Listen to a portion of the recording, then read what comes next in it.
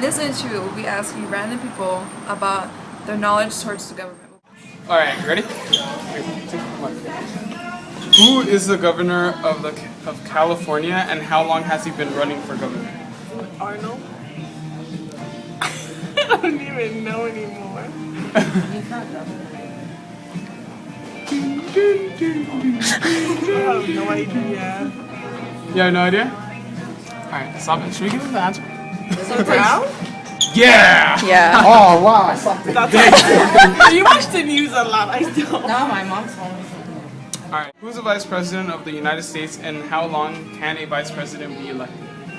7 years? Before? No, it has to be 4. And what's his name? Alright, John Biden and the vice president can be elected unlimited times. So we're at Starbucks and here is a fellow skateboarder and the question is, how does a bill become a law? I don't know. Alright. A bill is introduced by members of the House and Senate. It is first brung up with by the people, and then it is, you don't have to do that? Alright. That's pretty much it. It's really... It starts out as an idea from the people. Then a bill is written and placed in the hopper. After, the bill is introduced either in the House of Representatives or the Senate. They study the bill by whichever house is chosen. After, the bill is debated and voted on the House. Then after it is approved, the bill is sent to the Senate or to the House, either way, if it came from either way. After, the Senate committee may mark up. The bill is reported favorably to the floor of the Senate. The bill is debated, filibuster, and cloture may occur in the Senate. The Senate approves the bill. Different versions made, one by conference committee. Unified bill debated and voted on by both houses. Bill passes. The bill is signed or vetoed by President. If it's vetoed, 2/3 of both houses of Congress needed to override veto. If it overrides, it is approved and it has become a law. Here we are with Ms. Ramzan, our math algebra 2 teacher. And here is your question. What's in the legislative branch? What is in the legislative branch? The House of Representatives, the Senate, and the Congress. How long is the term for the governor? I believe it's 4 years. Okay, and how can the governor be removed?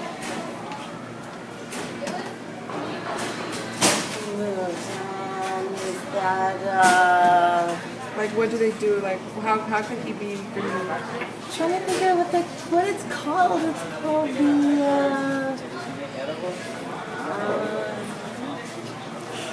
the petition.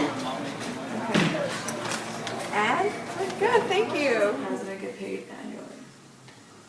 I think the president gets paid like $400,000 a year. That's a lot of money. Yeah. Alright, and what does the president do after they retire? After what? After, like, he retires, like, what does he do? Enjoy his money, and he can just he becomes a normal citizen, I guess. He cannot be president again. Yeah. Or run for a vice president or nothing like that. Yeah. Alright. When was the Constitution written? Oh, that's easy. The Constitution was written in 1787, May, by Morrison.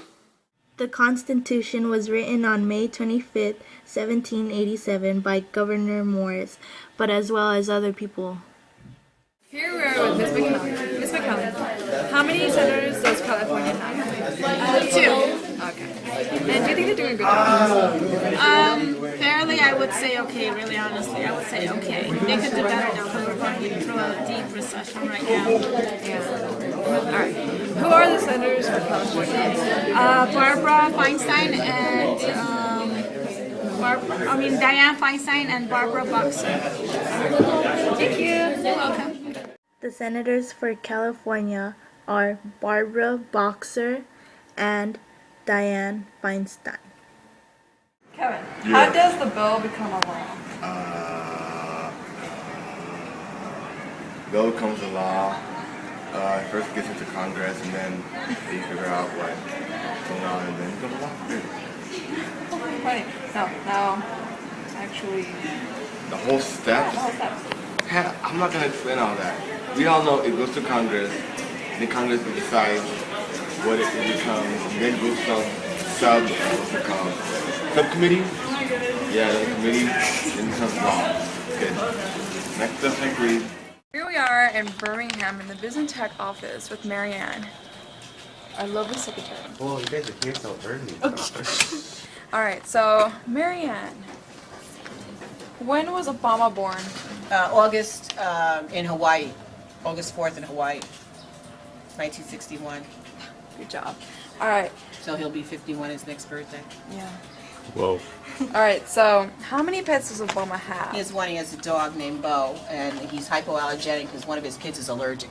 Yeah, I forgot which one. The younger one. The little one is allergic. Alright, thank you. You will. The president has one pet, and it's a dog called Bo. What are a few powers of Congress? Hey, vote for vice president.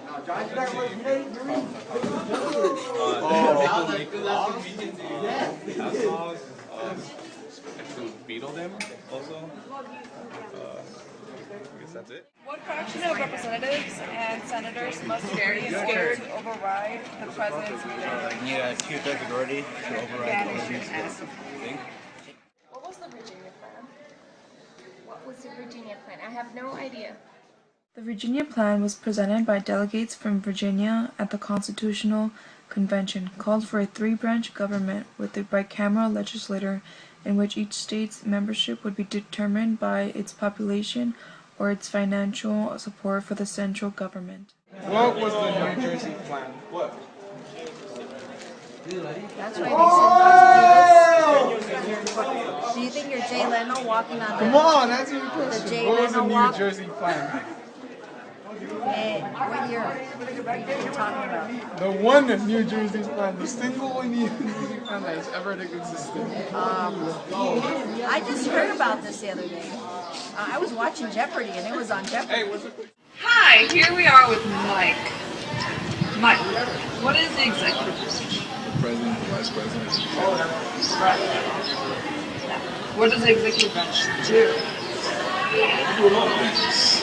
I'm just not really sure what those things are. The executive branch consists of the president, vice president, and the cabinet. One. What must the president do before starting his presidency? Let's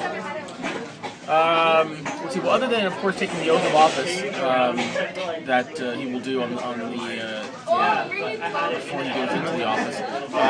Once he's done that, he starts to build his cabinet, fill his cabinet positions, who's going to fill key roles, things like who's going to be the Secretary of State. So we start to plan on those types of things, who's going to fill those key positions within his or her presidency. So primarily that's the main things he's going to do before he starts office.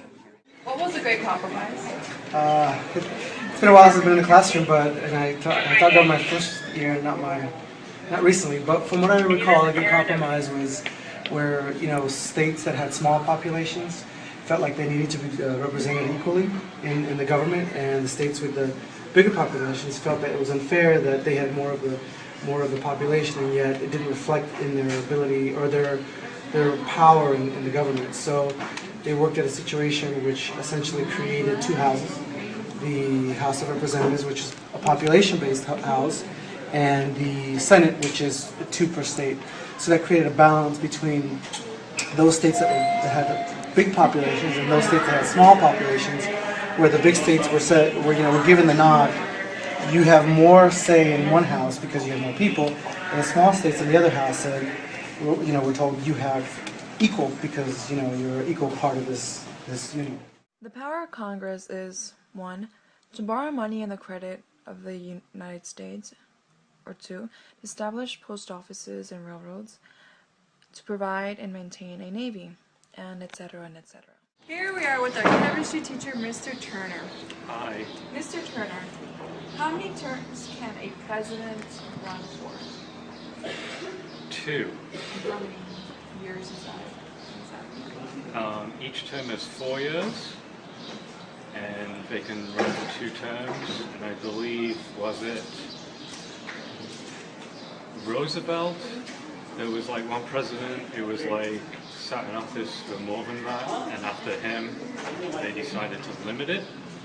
It's my memory.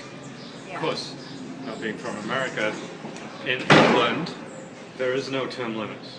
So in England you can run, it's 5-year terms, and you can run and be in office for as many times as you like. Oh. So for example, Margaret Thatcher was like elected Prime Minister 3 times in a row. Yeah, so there's no limit in England. Just a little bit of extra information. Alright, number 11. What are the main purposes of our government?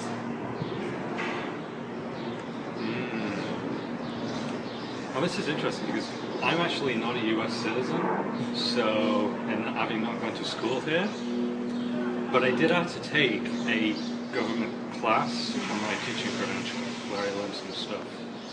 The main purposes: to protect the people, so the people give the government power, and then the government gives the people protection. What else? What else? Yeah.